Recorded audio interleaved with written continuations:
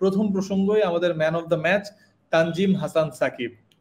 একেবারে সাকিবের bowling stat দিয়েই যদি শুরু করি, 4 ওভার বল করেছেন, 2টা মেইডেন দিয়েছেন, 7 রানে 4টা উইকেট নিয়েছেন। সাকিবের বোলিংটা কেমন দেখলেন, কেমন মূল্যায়ন করবেন? ধন্যবাদ আপনাকে।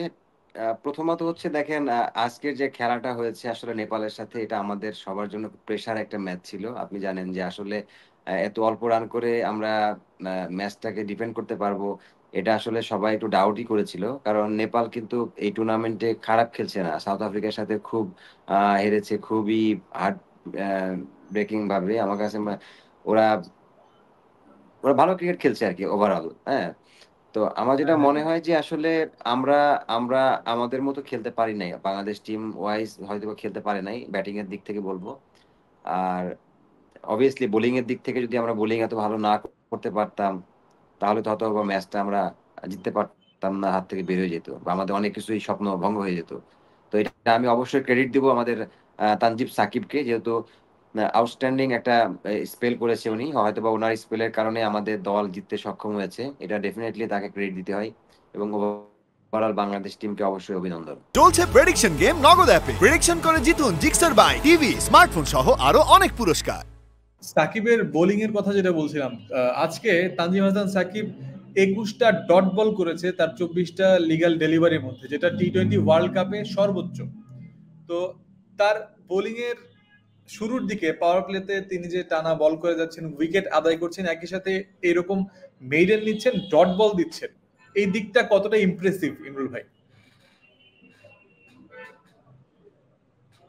দেখুন, সাকিব, আমি বলবো যে ও পুরো টুর্নামেন্ট ধরেই খুব ভালো বোলিং করতেছে। কারণ ভালো ফর্মে আছে, এবং ও ওর নিজের লাইন লেন্থটা মেনটেন করে যাচ্ছে। বেশি কিছু আমি দেখলাম তো বেশি কিছু ট্রাই করে না।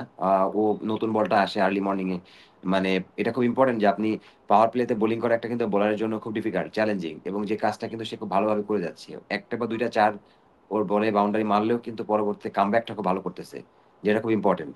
অনেক সময় অনেক বোলাররা বাউন্ডারি খাওয়ার পর কিন্তু আপনি প্যানিকড হয়ে যায়, প্লাস নার্ভাস হয়ে যায়, ওখান থেকে ফিরে আসতে সময় লেগে যায়। তো সেই ক্ষেত্রে সাকিবের আমি যে যতগুলো খেলা দেখেছি, সে খুব তাড়াতাড়ি কামব্যাক করতে পারে। তো এটা খুব ইম্পর্টেন্ট। আর অবভিয়াসলি দেখেন, একটা টুর্নামেন্ট খেলতে গেলে একজন দুজন বোলার যদি এরকম পারফরমেন্স না করে, তাহলে কিন্তু একটা আপনি দলের সাথে একটা টিমের কাছ থেকে ভালো কিছু এক্সপেক্ট করতে পারবেন না, সম্ভব না। তো আমার মনে হয় যেহেতু মুস্তাফিজও খুব ভালো ছন্দে আছে, তার সাথে সাকিব ভালো করতেছে, আই হোপ যে সামনের ম্যাচগুলো যদি তাসকিন ভালো করে, তাহলে আমাদের পেস বোলিং ডিপার্টমেন্টটা অনেক স্ট্রং হয়ে যাবে। আমরা যে কোনো টিমের সাথে যদি 140 150 রান করি, আমার কাছে মনে হয় যে আমরা যে কোনো টিমকে হয়তো বা ধরতে পারবো। বাট মেক শিওর করতে হবে যে ওই রানটা আমাদের করতে হবে ব্যাটার্সদের, না হলে কিন্তু এই বোলাররা কিন্তু 120 বা 110 করে প্রত্যেকদিন রান করা সম্ভব না আর ম্যাচ জেতানো। সাকিবকে নিয়ে আপাতত এই প্রসঙ্গে একটা লাস্ট প্রশ্ন করব। আহ, তাদের ক্যাপ্টেন, নেপালের ক্যাপ্টেন রোহিত পওয়ারেল যখন 4 নম্বরে ব্যাট করতে নামেন, প্রথম বল থেকেই সাকিব চোখে চোখ রেখে স্লেজিং করছিলেন, তার দিকে এগিয়ে যাচ্ছিলেন, স্লেজিং করছিলেন। এবং পরে তাদের ক্যাপ্টেন প্রেস কনফারেন্সে বলেছেন যে সাকিব তাকে বলছিলেন হিট মি, হিট মি, আমার বলে মারো। তো সেইটা করতে গিয়ে সেই সাকিবের বলে কিন্তু রোহিত উইকেটটা দিয়ে এসেছেন। তো সাকিবের যে এই যে এইরকম অ্যাটাকিং মেন্টালিটি, এইটাকে কিভাবে মূল্যায়ন করবেন আপনি? দেখুন, এই ছেলেটা আসলে আমার কাছে খুব ভালো লাগে একটা জিনিসে, যে ওর পুরা মানে পুরা বডির ভিতরে একটা এগ্রেশন ভাব আছে, একটা পেস বোলারের ভিতরে যেটা প্রয়োজন।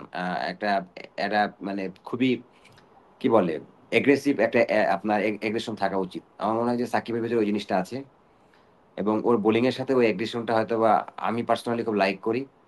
যেটা হচ্ছে একটা পেস বলারের ভিতরে থাকা উচিত। আপনি অনেক জোরে বল করেন, অনেক ভালো লাইন লেন্থে বল করেন, বাট আপনি নর্মাল একটা আপনার বডি ল্যাঙ্গুয়েজ, এটা আসলে পেস বোলিং এর ক্ষেত্রে যায় না।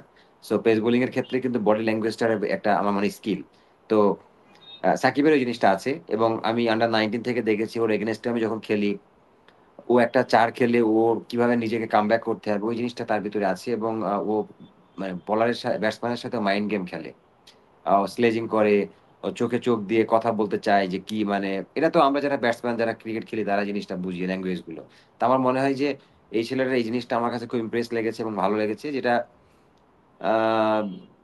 এটা অবশ্যই দলকে হেল্প করে, কারণ আপনি সবাই কিন্তু ব্যাটসম্যানদের সাথে মেন্টাল গেম খেলতে পারে না। অনেক ভালো বোলিং করে কিন্তু দেখবেন দিন শেষে ইউজুয়াল যেভাবে বোলিং করে যায়, কিন্তু এক্সেপশনালি কিছু করতে হয়, যেটা হচ্ছে সাকিবের ভিতরে আমি দেখেছি যে সে মাইন্ড গেমটা খেলতে পারে।